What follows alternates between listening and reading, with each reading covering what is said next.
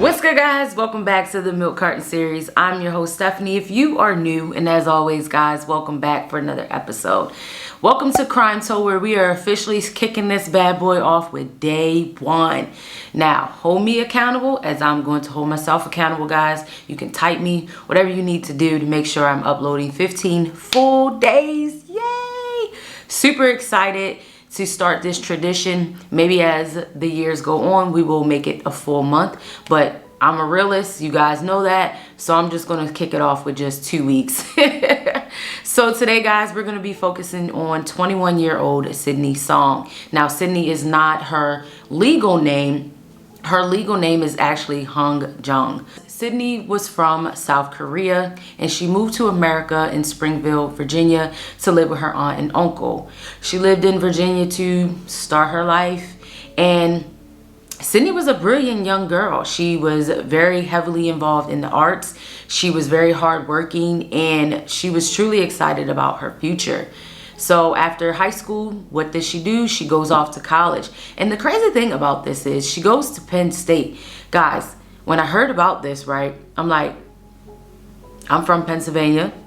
I ain't never heard of this case, which is crazy, but okay.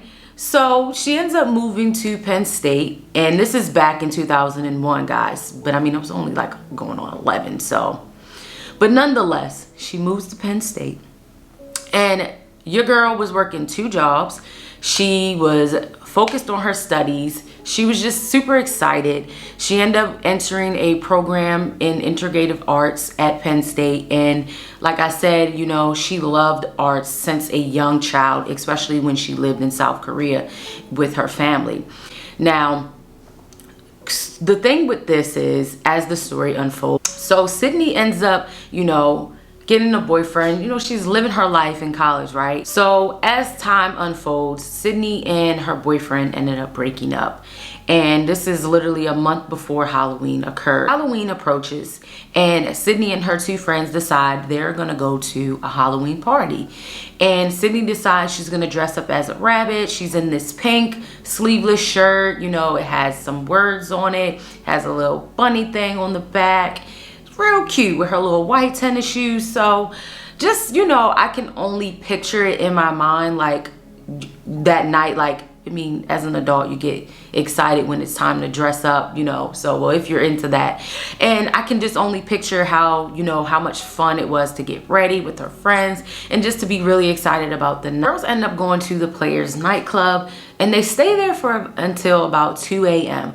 Then once they leave there, they end up going to a friend's video game party, house party, and they stay there till about 4 a.m. So they ended up dropping Sydney off. And this is the part that kind of irritated me in the story, because you guys know I spoke and have spoken about never leave your friends. Always wait for them to go inside. Like, and I'm not blaming anyone, but it's just something that we as a community have to get better at doing, because people are nuts. Like, I don't know how many times I gotta express this to y'all, but nonetheless, they drop Sydney off and they let Sydney walk to her apartment, but they don't actually see Sydney go into her apartment. That kind of irritated me, because you guys know how I feel about being left. Like, always wait for your friends, no matter what. I don't care how long it takes them to walk to their door. Put that key in that door and enter. When they shut that door, that's when you pull off. I just feel like that's just common courtesy, whether you're male, whether it's a male friend or a female friend. Like, we want everybody to be safe, you know what I mean? Sadly, that would be the last time anyone had physically seen Sydney. So on November 1st, one of Sydney's roommates comes back from a family trip. She notices that the door was locked from the outside and it was empty. Sydney was nowhere to be found or seen. But she didn't think much of it. She probably just figured that Sydney was out, and you guys know how it is in college. Well, if you go to college, in the dorms, you know, like, well, maybe she's out, she's hanging out, whatever the case is. And I mean, literally Halloween was, you know, the day before. So you're not really in your mind like, oh, well, she probably hanging out with her friends, you know, she probably stayed over there. Well, when November 4th rolled around and Sydney didn't go to work, because Sydney had 2 jobs, And Sydney was, like I said, she was a very hardworking, brilliant girl.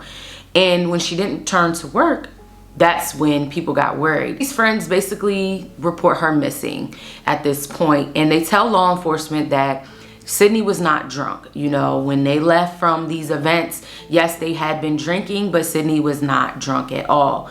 And that's when law enforcement, you know, of course, they begin to search her apartment, and there was signs that Sydney actually did make it into her apartment, because the eyelashes that she had on were sitting on like probably like the little counter in the bathroom is what I believe it looked like. And there was pieces of evidence that she had actually made it inside the apartment, which is a good thing, because I was a little nervous at that point. But somewhere in this story, and Sydney ends up leaving back out because her keys and her purse and her ID were all gone. So it had to be with her, right? When Sydney's family was notified back in South Korea, they fled to Penn State. And it is said to believe that, I guess in like a tradition, they're supposed to clean up the apartment. So they end up cleaning up the apartment. And because Sydney was not a runaway, there was probably potential evidence that may have been in the apartment if, you know, she was abducted from her apartment, that could have helped law enforcement. So a couple days later in this investigation, someone comes forward and says that they seen Sydney in a car with a man off of the Philadelphia Chinatown district, but it had appeared that she looked like she was crying and screaming for help. And when I read that, I was wondering, like, well, did you call the police? But, you know, sometimes I guess people think like, well, it's not my business. Maybe they're in a relationship. But if I see somebody yelling for help, I'm calling the police. Maybe I'm just a little bit different. I don't know. But I just feel like we have to get involved a little bit more. If your instinct is telling you something wrong, 9 times out of 10, it is wrong. Your gut never lies to you. You should always go with your gut. In 2003, the police had an informant come forward who was a co-defendant in a case by the name of Paul Winkley. He basically tells law enforcement that his friend, Hugo Skalinski, who was a bank robber, had buried 5 bodies in his backyard, and that he believed that he killed Sydney. He also states that it was another guy involved as well by the name of Michael Kurhitsky, probably pronouncing his last name incorrectly, but you're murderers, so I don't care. But nonetheless, you know, he tells this story that, you know, he was infatuated with Asian girls, and they probably mistaken, you know, Sydney for a prostitute because it was late, and depending on, you know, what she was wearing, because it is said to believe, you know, she must have left outside her house that night that she had the costume on. So in my mind, I'm thinking, well, maybe she went in the apartment and then she ends up leaving back out, and probably just to grab something, but she ends up meeting this man and he ends up kidnapping her. Because if you go back to the person who says they seen her in the car crying for help, you know, it all makes kind of sense when you really think about the bigger picture. Law enforcement believed that this informant, Paul, was not lying, because all of the information that he had basically given about the bodies had panned out. But the bodies that they ended up finding did not match Sydney at all. They had, you know, enough information to take it to these 2 men and figure out what has happened to Sydney. So Skalinski, he ends up confessing and saying that, you know, they kidnapped Sydney, and the other one, Kurhitsky, he ends up killing Sydney. And then Skalinski, I'm probably saying all their names wrong, but it doesn't matter at this point because they're killers in my eyes. You know, he basically got mad at the other man because he wanted to keep the bunny ears. So he ends up killing him. Like, sir, what? Like, how you gonna kill your friend who helped you kidnap somebody? Oh my God. You know, when I read that, I was like, oh, DNA test did confirm that Skalinski was telling the truth about killing his accomplice. and because they end up finding his body or whatever. But they did not find Sydney at all. They did end up finding even more bodies on this property. And at first, as I was reading, he was acquitted, but then they ended up coming back and charging him for murder, and he ended up getting life in prison. But the sad thing about this case is Sydney's body has never been covered. So although he has told this story that they have killed Sydney or whatever, we don't know where Sydney's body is.